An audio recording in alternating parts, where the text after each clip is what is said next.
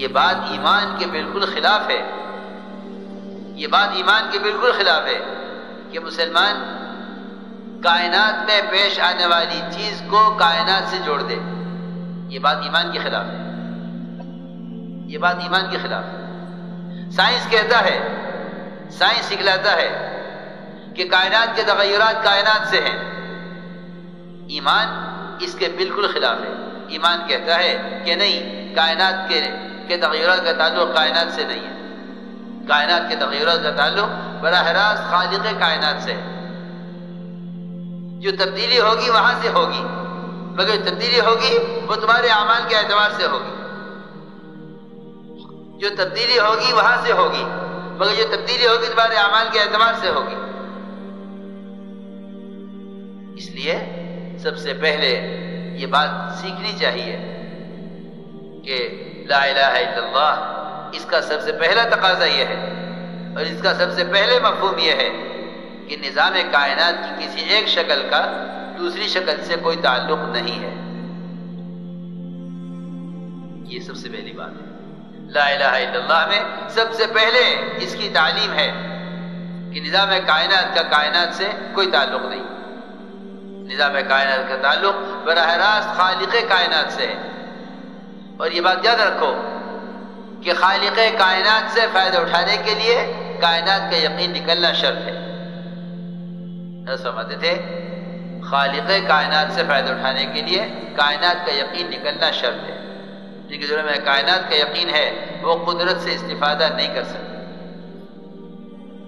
جن کے دلوں میں کائنات کا یقین ہے وہ قدرت سے فائدہ نہیں اٹھا سکتے. لوگ بیچارے یہ سمجھتے ہیں کہ کائنات بنی ہے قدرت سے فائدہ اٹھانے کے لیے، حالانکہ اللہ کی ذات عالی سے فائدہ اٹھانے کے لیے کائنات کا یقین نکلنا شرط ہے.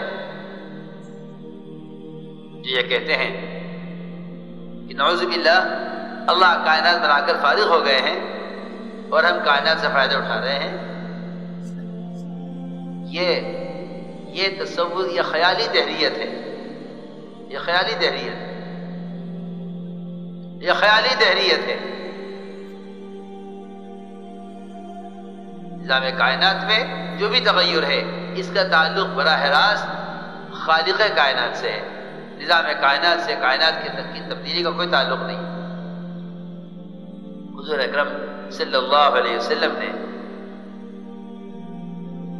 ایمان اس طرح سکھلایا اپنے صحابہ کو کہ جب کائنات میں کوئی تغیر ہوتا تھا تو آپ اس موقع پر صحابہ کا امتحان لیتے تھے کہ دیکھنا یہ ہے کہ اس وقت کائنات میں اس تغیر سے میرے صحابہ کے ایمان پر تو کوئی اثر نہیں پڑا.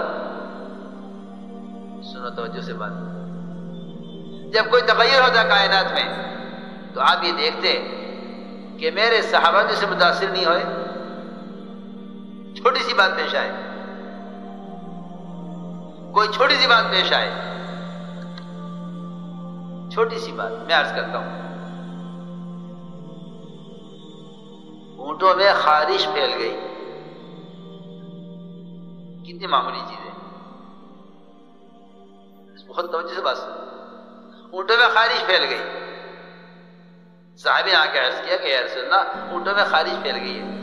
آپ نے سوال کیا، سوال یہ کیا کہ یہ بتاؤ کہ اونٹوں میں خارش کہاں سے پھیلی ہے، تاکہ معلوم ہو کہ یہ ایمان سیکھ رہے ہیں تو ان کا اپنا خیال کیا ہے. آیا انہیں خارش کی بیماری اللہ کی یاد دلاتی ہے یا انہیں خارش کی بیماری سے پھیلنا یا ایک اونٹ کو ہو گئی جی سب کو ہو گئی، یہ ان کا خیال ہے. صحابی نے عرض کیا کہ یا رسول اللہ ایک اونٹ کو خارش ہو گئی تھی پھر اس سے سب کو ہو گئی.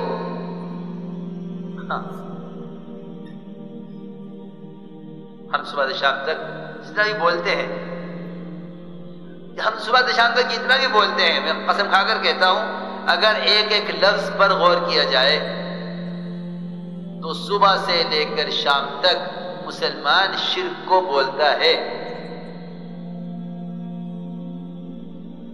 جی ہاں، اگر غور کیا جائے صبح سے لے کے شام تک۔ اگر غور کیا جائے، مولانا صاحب رحمۃ اللہ علیہ اس کوشش میں تھے کہ اس دعوت کی نقل و حرکت اور محنت سے کم ایمان والا اس پر آ جائے کہ اگر ایک کی زبان سے کوئی ایسا لفظ نکلے جس سے اللہ کے غیر سے ہونے کی بو آتی ہو تو دوسرا فوراً ٹوک دے کہ نہیں، غلط کہہ رہے ہو، غلط کہہ رہے ہو۔ ایسا نہیں، اللہ کرنے والے ہیں۔ فرماتے تھے مولانا صاحب والے، میرا دل چاہتا ہے کہ کم سے کم مسلمان ایمان کی سطح پر آ جائے اس دعوت کی محنت سے، کہ اگر کسی کی زبان سے کوئی لفظ ایسا نکلے جس سے شرک کی بو آتی ہو تو دوسرا کہے نہیں غلط کہہ رہے ہو، ایسا مت کہو، اللہ کرنے والے۔ چنانچہ ہوا ایسا، حضرت لیٹے ہوئے تھے، کوئی آیا اور آ کر یہ کہا کہ حضرت، یہ کوئی آپس میں بات کر رہے تھے، کسی نے کہا کہ یہ تو اتفاق سے ہو گیا۔ ارے کیا کہا تم نے؟ اٹھ کر بیٹھ گئے۔ فرمایا اتفاق سے کچھ نہیں ہوتا، اتفاق سے ہونا یہی تحریت ہے۔ یہ کہو کہ اللہ کے کرنے سے ہوا۔ میں نے عرض کیا کہ صحابی سے آپ نے پوچھا کہ اونٹوں میں خارش کیسے پھیلی؟ صحابی نے عرض کیا کہ ایک اونٹ کو خارش ہو گئی تھی، پھر اس سے سب کو ہو گئی۔ آپ نے فرمایا کہ جب اونٹوں سے خارش اونٹوں میں پھیلی ہے، پہلے اونٹ کو کہاں سے ہوئی؟ یہ بتاؤ، پہلے اونٹ کو خارش کہاں سے ہوئی؟ اگر اونٹوں سے خارش پھیلی ہے اونٹوں میں، پہلے اونٹ کو کہاں سے خارش ہوئی؟ یہ سمجھانے کے لیے کہ جو حکم آتا ہے براہ راست اللہ کی طرف سے حکم آتا ہے، جس کے لیے بھی آتا ہے۔ عبداللہ ابن عمر رضی اللہ تعالیٰ عنہ ایسے کوڑی مریض کے ساتھ ایک پلیٹ میں کھانا کھاتے تھے جس کی انگلیوں سے خون نظر آ رہا ہوتا تھا، جس کی انگلیوں سے زخم نظر آ رہے ہوتے، ایک پلیٹ میں کھانا کھاتے تھے۔ کسی نے کہا عبداللہ ابن عمر سے کہ آپ دیکھ رہے ہیں کہ یہ آدمی کوڑ کا مریض ہے، اس کو جزام ہے، آپ اس کے ساتھ کھانا کھا رہے ہیں ایک پلیٹ میں؟ میں یقینی طور پر عرض کر سکتا ہوں کہ اگر مسلمان میں ایمان آ جائے تو پھر مسلمان میں آپس کی محبتیں بھی آ جائیں۔ جی ہاں، اچھوت بنایا ہے مسلمان کو شرک نے۔ ایمان آئے گا تو آپس کی محبتیں بھی آئیں گی، اس لیے کہ اللہ رب العزت نے بے غرض محبت کا وعدہ جو کیا ہے قرآن میں، وہ ایمان اعمال صالحہ پر کیا ہے۔ ان الذين آمنوا وعملوا الصالحات سيجعل لهم الرحمن ودا۔ ود کہتے ہیں بے غرض محبت کو، کہ اگر ایمان اعمال صالحہ پر آ جائے تو ہم ان کے درمیان ایسی محبت پیدا کریں گے کہ یہ اپنے پرائی کی تمیز ان میں سے ختم ہوگی، اپنے پرائی کی تمیز ختم ہوگی۔ یہ ایک پلیٹ میں ساتھ کھانا کھائیں، یہ ایک پلیٹ میں ساتھ کھانا کھائیں، ان کی اپنے پرائی کی تمیز ختم ہو جائے گی۔ اور اگر ایمان ہمارے ساتھ پر نہ آئیے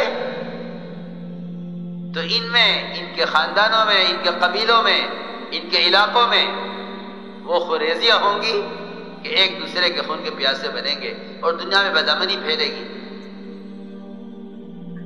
دنیا بدامنی پھیلے گی۔ وجہ اصل یہ ہوگی کیونکہ بے غرض محبت کا جو وعدہ ہے وہ صرف ایمان اعمال صالحہ پر ہے۔ ان الذين آمنوا وعملوا الصالحات سيجعل لهم الرحمن ودا۔ ود کہتے ہیں بے غرض محبت کو۔ جو محبت غرض والی ہوتی ہیں وہ نفرتیں پیدا کرتی ہیں، اور جو محبت بے غرض ہوتی ہیں وہ محبتیں پیدا کرتی ہیں۔ جی میں نے عرض کی ایک بات کہ کوڑ کے مریض کے ساتھ ایک پلیٹ میں کھانا کھا رہے تھے۔ جی ہاں، کیوں؟ اللہ کا حکم، اس بیماری کا حکم اللہ کا اس کے لیے، میرے لیے نہیں ہے۔ اور جب میرے لیے حکم آئے گا اللہ کا تو میں تنہا کھانا کھا کر بھی اس بیماری سے نہیں بچ سکوں گا. بیماری کا حکم اس کے لیے میرے لیے نہیں. ہمیں اسباب نے اللہ سے بدگمان کر دیا. اسباب نے اللہ سے بدگمان کر دیا.